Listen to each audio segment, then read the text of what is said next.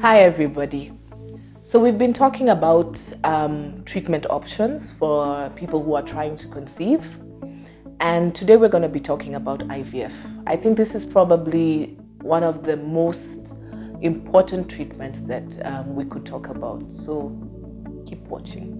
I'm Dr. Wanjiru Ndegwa, and you're watching Footsteps to Fertility.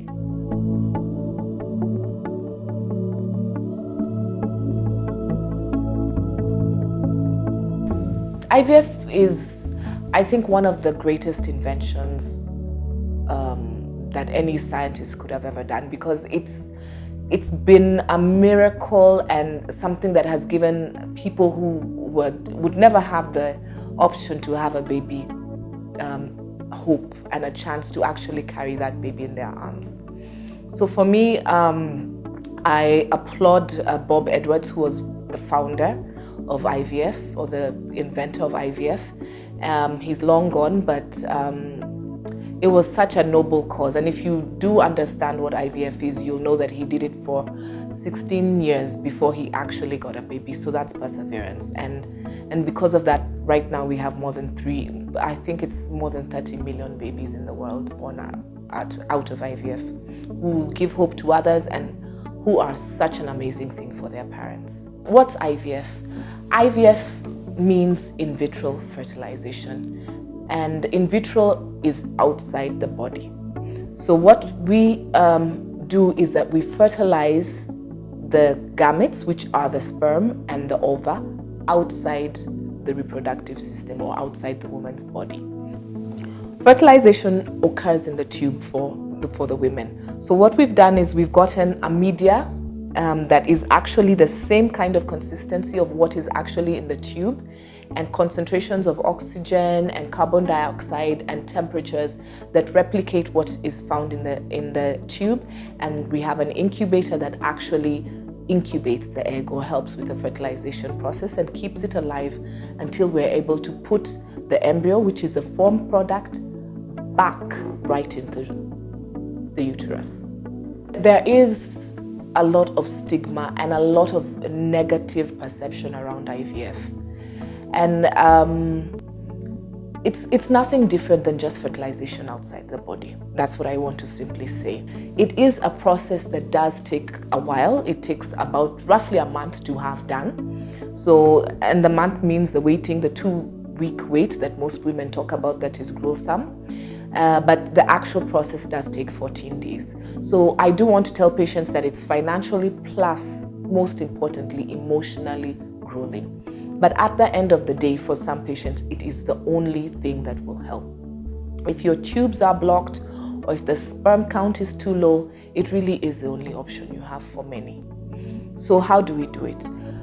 Usually we have done a series of tests before we actually engage in IVF to ensure that you are actually fit for IVF, because not everybody is.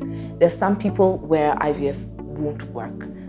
Yeah, so we need to make sure, and this I want to stress, because some people come in and say, I just want to start today, I'm on my period, let's start, money in the bank.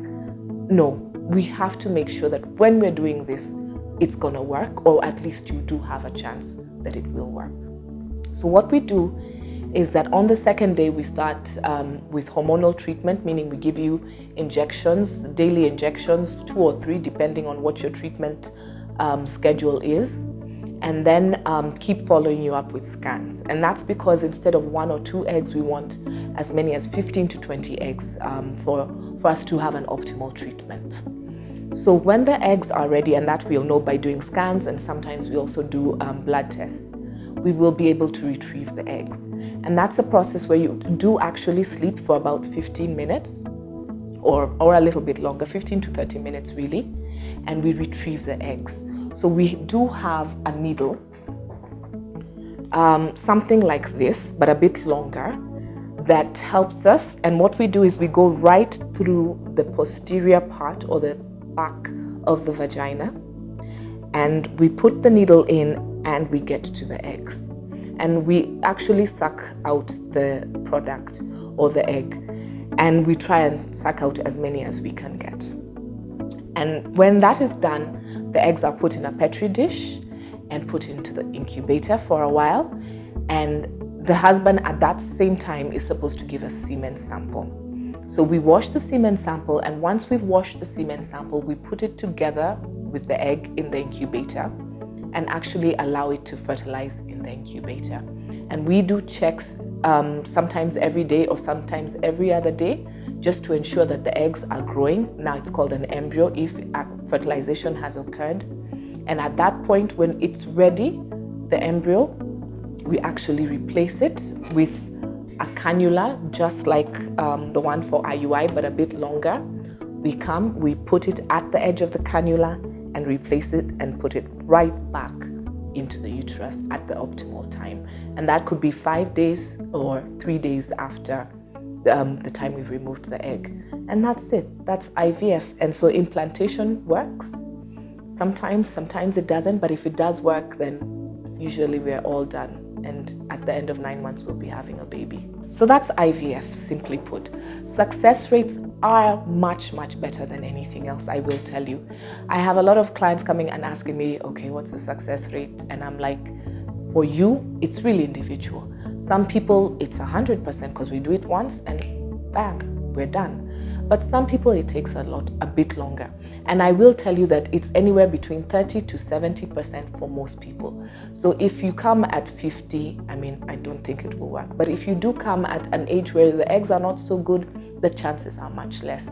And different problems have different chance rates. Thanks for watching. If you found this video informative and you want to comment or ask questions about it, please feel free to inbox us, to email, to come in. Please share with somebody who may be in need. Subscribe to our channel and keep watching. I'm Dr. Wanjiru Ndegwa, and you're watching Footsteps to Fertility, where we walk with you.